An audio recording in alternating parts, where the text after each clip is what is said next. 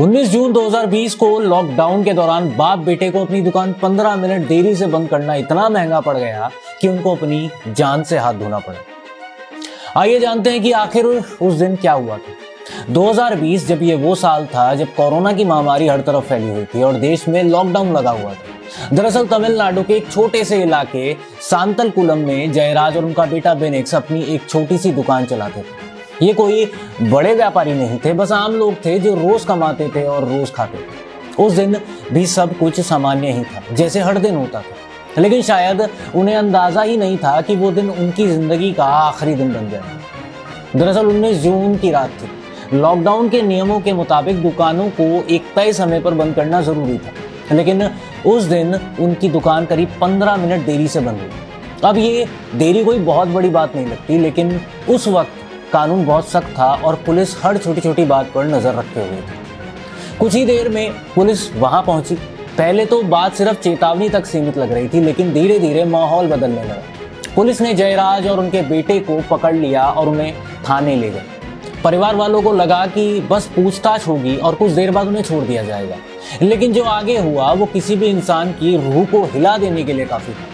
थाने के अंदर जो हुआ उसकी आवाजें बाहर तो नहीं आई, लेकिन उसके निशान बाद में सबने देखे। जयराज और बेनिक्स को बेरहमी से पीटा गया। ये कोई साधारण मारपीट नहीं थी, ये एक ऐसा अत्याचार था जिसमें इंसानियत की सारी हदें पार कर दी थी। उन्हें घंटों तक टॉर्चर किया गया, इतनी बुरी तरह कि उनके शरीर पर एक भी हिस्सा ऐसा नहीं था जहां पे चोट ना लगी हो।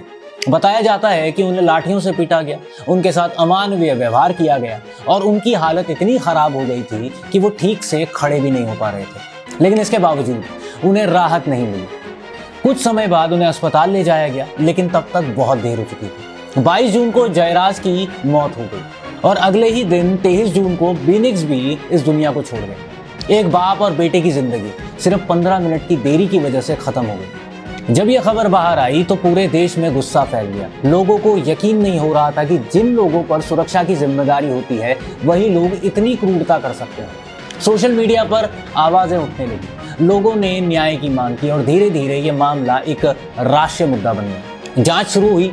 शुरू में कोशिश हुई कि मामले को दबा दिया जाए, लेकिन जनता के दबाव और मीडिया की नजरों के कारण सच्चाई सामने आने लगी।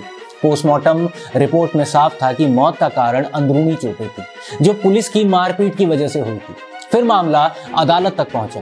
लंबी सुनवाई चली, गवाह पेश किए गए, सबूतों की जांच हुई और आखिरकार मदुरई की अदालत ने इस मामले को रेयरेस्ट ऑफ रेयर यानी दुर्लभतम मामलों में माना। कोर्ट ने कहा कि ये सिर्फ हत्या नहीं, ये कस्टोडियल डेथ का मामला है।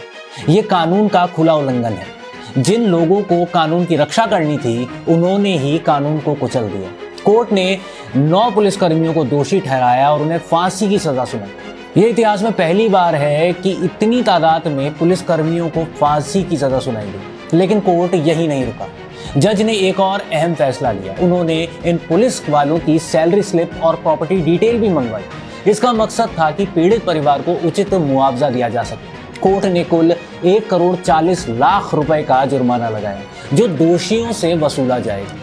यह फैसला इसलिए खास था क्योंकि आमतौर पर आपराधिक मामलों में इस तरह से संपत्ति का हिसाब नहीं मांगा जाता है, लेकिन यहाँ कोर्ट ने साफ कर दिया कि सिर्फ सजा देना काफी नहीं है, बल्कि पीड़ित परिवार को न्याय दिलाना भी जरूरी है। जज ने अपने फैसले में कहा, यह मामला समाज के लिए एक संदेश है। अगर कानून के रखवाले ही कानून तोड़ेंगे तो उनके लिए कोई नरमी नहीं होगी। यह फैसला उन चीखों का जवाब है जो उस रात थाने की दीवारों में दबकर रह गई। इस घटना ने पूरे देश को झकझोर कर रख दिया था। लोगों ने सोचना शुरू किया कि क्या वाकई हम सुरक्षित हैं? क्या जिन पर हम भरोसा करते हैं वो भरोसे के लायक भी हैं? जयराज और बेनिक्स की कहानी सिर्फ एक केस नहीं है, ये एक आईना है जो हमें सिस्टम की सच्चाई दिखाता है। ये बताता है कि जब ताकत गलत हाथों में चली जाती है तो उसका अंजाम कितना खतरनाक हो सकता है। आज भी जब उस रात को याद किया जाता है तो दिल में एक टीस उठती है। सोचिए, अगर उस दिन दुकान 15 मिनट पहले बंद हो जाती तो शायद आज वो दोनों जिंदा होते। लेकिन जिंदगी में कुछ पल ऐसे होते हैं जो सब कुछ बदल देते हैं और ये उन्हीं पलों में से एक था। इस पूरे मामले ने एक बात साफ कर दी कि कानून सबके लिए बराबर होना चाहिए, चाहे वो आम जनता हो या पुलिस वाले। और अगर कोई भी इस सीमा को पार करता है तो उसे उसकी सजा जरूर मिलनी चाहिए। ये कहानी खत्म जरूर हो गई है, लेकिन इसके सवाल आज भी जिंदा है। क्या हम इससे कुछ सीख पाएंगे?